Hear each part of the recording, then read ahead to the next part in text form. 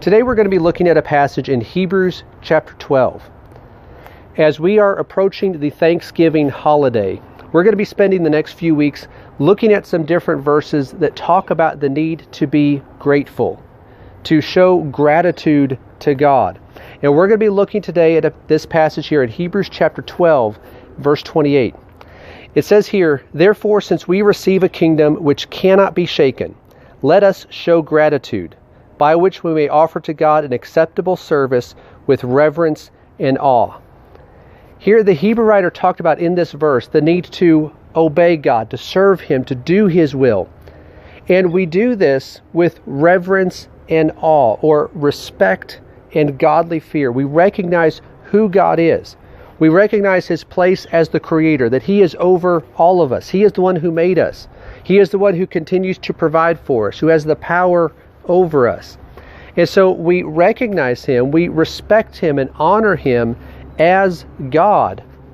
And we offer service to God according to what He has instructed us in His Word. But the Hebrew writer says here that it's not just that we see what God has instructed us to do and then we begrudgingly do that. He says you do this with gratitude.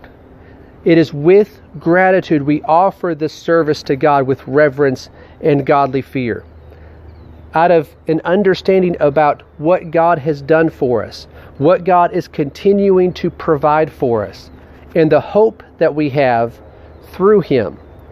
And it's that hope that he began this verse with. He's talked about how we receive or are receiving a kingdom that cannot be shaken.